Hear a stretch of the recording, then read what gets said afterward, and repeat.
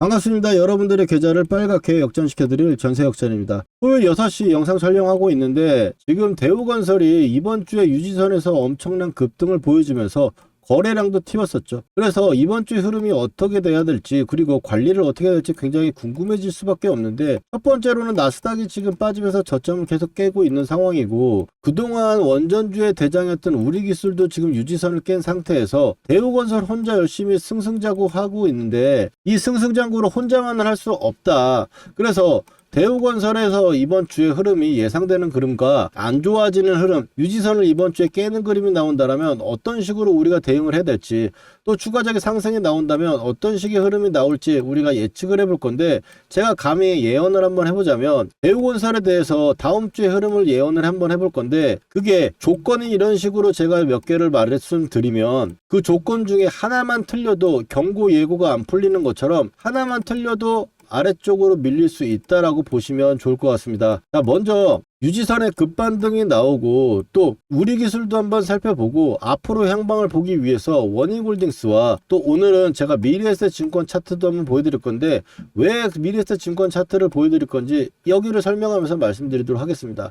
그리고 미친 세력들이 그동안 이 고가에서 올라올 때 예고를 한 번도 받지 않는 상태로 이만한 상승을 만들어내는데, 그런 세력들이라면 지금 앞으로 이번 주에 어떻게 움직일 것인지 제가 그래서 예측을 할 수 있다라고 좀 말씀을 드려보는 겁니다. 그래서 이것까지 해가지고 우리가 대우건설 다음 주에 대응을 잘하고 올라온다면 가져갈 조건과 빠진다면 우리가 대응할 영역들을 구해놓고 다음 주를 우리가 준비를 한다면 대응하는데 너무 쉽지 않겠어요? 자, 그래서 대우건설 본격적인 이야기 앞서서 여러분들 좋아요 한 번씩 눌러주시고, 대우건설 제 예상대로 움직여가지고 다음 주에 19,750원이라는 고가를 갱신하면서 2차 목표가 구간까지 2만원대까지 가도록 우리가 응원하는 입장에서 신고가라고 댓글 하나씩 달아주시기 바랍니다. 그러면 본격적인 이야기 한번 시작해 보도록 하겠습니다. 대우건설은 최근에 움직였던 원전주 중에 마지막까지 살아있는 종목이다라고 일단 볼 수 있겠죠. 우리기술 같은 경우는 사실 4,000원부터 3만원대까지 갔기 때문에 조정을 좀 줄 수 있는 상황이다라고도 볼 수 있겠고, 더불어 대우건설도 4,000원대 언저리 구간에서 올라온 게 지금 2만원대까지 왔기 때문에 아직까지는 또 상승의 여력이 있다라고 보는 측면도 있겠습니다. 자, 그래가지고 대우건설 이번 주 조건을 한번 말씀드려보면, 일단 경고 세력을 먼저 말씀드려야 되는데, 경고가 그동안 이렇게 급하게 올라왔음에도 불구하고 경고가 한 번도 걸리지 않았죠. 그렇다라는 건 세력들이 이 애매한 가격대로 계속 끝내주면서도 경고만 안 걸리게 계속 움직였단 말입니다. 그렇다면 이번 주에도 그런 식의 흐름으로 갈 수 있다라고 우리가 예측해보는 게 합리적이고 논리적이겠죠. 자, 그렇다면 대우건설이 이번 주에 경고가 걸릴 수 있는 요건을 한번 생각해 보면은 15일 동안 100%가 올라간다면 경고에 걸릴 수가 있고, 그 순간이 최고점인 19,750원을 넘기는 종가가 형성할 때 예고 걸릴 수 있다, 이렇게 생각할 수 있겠습니다. 그렇다면 이번 주에 제가 계산을 해보니 월요일 날 됐을 때는 17,620원이고 화요일 날이 됐을 때는 18,940원입니다. 자, 그러면 월요일 날 화요일 날 때 17,600원과 18,900원이라면 신고가를 내지 못하죠. 15일 만에 최고가, 종가 최고가를 만들지 못하기 때문에 월요일 날, 화요일 날은 이게 올라온다 하더라도 신고가를 내지 못하면 예고에 걸릴 일이 없습니다. 그래서 수요일 날까지 보면 수요일 날은 19,900원이다. 왜 이렇게 되냐? 3월 9일부터니까 지금 다음 주 월요일로 봤을 때 하나, 둘, 셋, 넷, 다, 여, 일곱, 여덟, 아홉, 열, 열하나, 열둘, 열세, 열네, 열다섯이겠죠? 그러면 여기서부터는 주가가 계속 올라가는 패턴이었죠. 그래서 하루가 지나면 종가가 하루씩 더 조금씩 올라가기 때문에 이 3일간은, 그래서 즉 수요일까지는 이 유지선을 깨지 않는 상태에서 이 고가에 붙여주는 형태가 가장 괜찮은 패턴이다. 그래서 첫 번째, 수요일까지 흐름에서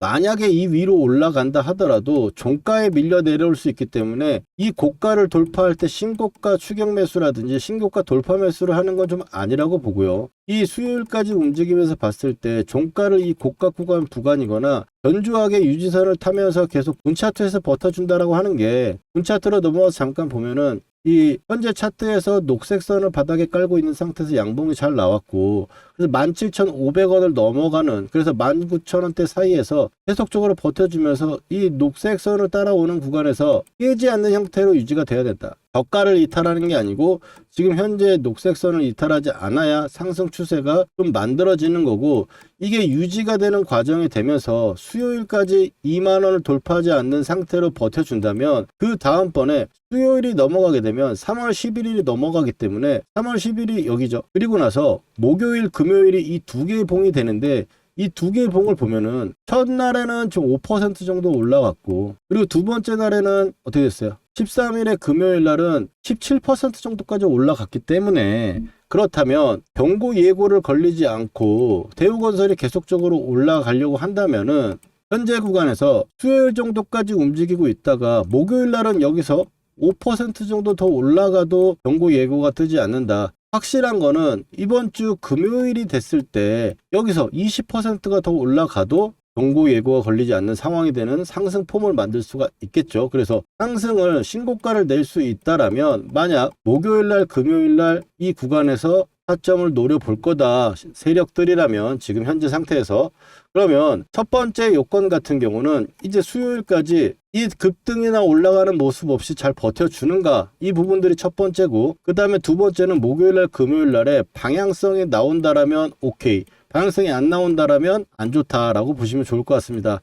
자, 그래서 방향성이 나오는 부분에서 여기서 20% 정도 나온다면, 오늘 제가 키움증권이 정기점검이라서 다른 HSS를 쓰다 보니까 지금 하동 가격을 계산하지 못하드리는데 22,000원에서 21,000원대에서 23,000원대 구간이니까 그 2차 목표가 구간까지 한 번에 갈 수 있다라고 일단 볼 수 있겠어요. 그런데 지금 대우건설과 나스닥도 지금 빠지고 있는 상황이고, 우리기술도 일단 먼저 대장주였는데 좀 밀리고 있는 상황이다 보니 대우건설이 첫 번째로 이번 주 수요일 이전에 이 유지선을 깨는 모습을 보인다면 일단은 안 좋다, 관리를 해야 된다라고 말씀 좀 드려보고, 두 번째, 수요일까지 만약 이게 붙여가지고 만약 올라온다면 그 다음번에 목요일이라든지 금요일날 추가적인 상승을 강하게 나타난다. 그렇다면 그 구간이 계속적으로 갈 수 있는 그런 구간이라고 제가 생각하기보다는 단기적으로 목표가를 찍는 구간이기 때문에 매도를 생각해야 되고 좀 관리를 해야 된다, 수익을 챙겨놔야 되는 구간이라고 본다라고 말씀을 좀 드려봅니다. 그래서 이번 주 한 주가 굉장히 좀 중요하다고 볼 수 있고, 결국에 이 조건들이 하나라도 틀리면은 안 되기 때문에, 안 된다라고 하는 거는 주가가 여기서 유지선을 깨고 좀 밀려 내려올 수 있다라는 거죠. 밀려 내려올 수 있다라면 대우건설 같이 이렇게 강한 상승의 추세에 있는 종목들은 한 번에 죽는 경우가 거의 없기 때문에, 아래쪽으로 내려온다면 이 그 수익을 노리는 두 번째 차트, 그 맥점이 나올 수 있다. 그래서 매수 타점을 좀 잡아야 되는 구간이 될 거고, 그 구간에서 이 아래쪽에 밀려갖고 역전 밴드라든지 이 중요한 가격대가 내려오는 게, 사실 아무리 장기 투자를 한다 하더라도 이렇게 시세가 폭발한 구간에서는 관리를 좀 해주고 나서 내려가기 때문에 이 조건들 제가 말씀드렸던 거 체크를 해주시면 좋을 것 같고요. 거기다가 제가 오늘 원익홀딩스와 미래에셋증권을 말씀드렸던 거는, 일단 먼저 원익홀딩스를 봤을 때 2차 상승이 굉장히 좀 강하게 나오면서 대우건설과 마찬가지로 빨간색 유지선을 한 번도 안 깨고 계속 열심히 올라오다가 거의 비슷한 차트라고 말씀드렸었죠. 그리고 나서 유지선이 깨면은 단기적으로 급하게 밀릴 수도 있기 때문에 이 부분에 대해서 관점을 좀 생각을 해봐야 된다는 거고, 이렇게 밀렸다 하더라도 역전밴드 구간에서는 반전이 다시 나오면서 고가를 갱신할 수 있을 만큼 강세의 테마인 건 분명합니다만, 이 하락의 폭이 작지 않기 때문에 그 부분에 대해서 관리를 좀 전에 말씀드렸던 조건값과 함께 우리가 생각해보자라는 말씀을 좀 드려보고, 거기다가 미래에셋증권을 왜 말씀드리냐면, 미래에셋증권처럼 만약에 유지선을 깨고 대우건설에 밀려 내려온다면 미래에셋증권처럼 흐름이 갈 수 있다라고 볼 수 있겠습니다. 저는 이렇게 추측을 하고 있기 때문에 이 부분에서 이 구간에서는 단기적인 고수익을 날릴 수 있기 때문에 매수 타점을 잡아보고, 그리고 나서 올라왔을 때 이 고점을 높이면서 움직이는 그림이 바로 나오지 않는다면 다시 한번 밀릴 수 있기 때문에 이런 구간에서는 좀 단타적인 생각도 좀 갖고 있어야겠다라고 말씀을 좀 드려봅니다. 거기다가 우리 기술에도 제가 말씀드렸지만 삼성전자라든지 하이닉스 같은 경우도 상승을 어느 정도 하고 나서 유지선을 깨고 밀려 내려오면 이 역전밴드 구간까지 밀려 내려오는 이론이 있기 때문에 이 가격대 구간까지는 또 스테이하는 구간이 있어야겠죠. 삼성전자뿐만 아니고 SK 하이닉스도 마찬가지입니다. 한번 올라오는 이 급등하는 모습을 보였다가 아래쪽 유지선이 깨면 역전 밴드까지 좀 밀리는 모습이 있다. 그래서 이걸 알고 있다면 계속 나는 가져가 보겠다라고 생각하시는 분들도 이 역전 밴드까지는 참아야 되기 때문에 머릿속으로 그런 부분에서 비중 관리 부분은 좀 필요하다라고 말씀 좀 드려봅니다.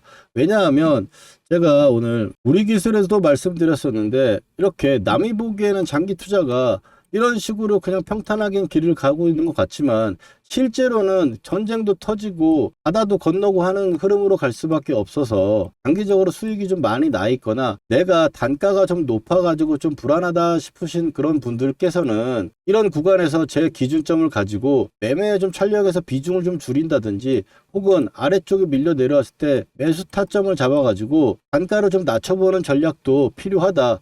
단가를 낮출 수 있으려면 비중이 너무 크면 단가를 낮추기가 어렵고 또 비중이 작다고 하면은 아래쪽에서 다시 잡아도 되니까 정리를 한다든지 혹은 비중이 작으니까 아래쪽에서 난 더 사지 뭐라는 이런 관점도 나쁘지 않다라고 말씀을 좀 드려봅니다. 제가 대우건설 이런 유지선 구간에서 매수를 말씀드리고 또 고가권에서 지금 이렇게 관리 부분이나 다음 주 흐름들을 예상한 후에 타점이 나온다면 매도 타점도 제가 보내드리려고 합니다. 그래서 구독해 주시고 영상 참고해 주시면서 이렇게 전략도 나눠가 가져가 보시고 그리고 제가 실시간으로 매수할 때 매수하자고 또 매도할 때 타점 드리고 있으니까 혹시 타점 필요하신 분들은 010-4407-6279로 역전이라고 휴대폰으로 2글자만 저한테 보내주시면 신청됩니다. 그러면 실시간 매수 매도 타점 보내드리고 있으니까 무료니까 한번 확인해 보시고 이어서 세력 평균 매집가 가격대들만 살짝 한번 본다면 하동의 목표가는 23,000원 구간이라고 말씀을 드렸었죠. 그래서 여기서 수요일까지 흐름이 나왔을 때는 그 구간까지 올라갈 수 있다라고 일단 생각을 하고 보고 현재는 유지선이 기준이 되고 있기 때문에 유지선만 이탈하면 안 된다라는 거 정도만 체크해 주시면 어떨까 싶습니다. 트레이딩 스탑 가격의 구간에서는 일단 이 정도는 관리하는 부분이 이미 지났기 때문에 지금은 유지선만 관리하는 관점으로 보시면 좋을 것 같다. 그렇게 보시면 좋을 것 같고 다음 주나 내일 정도에 키움증권이 나타난다면 제가 파동 계산과 해가지고 만약에 깨진다면 매수 타점 잡아볼 만한 자리도 내일 알려드리도록 하겠습니다.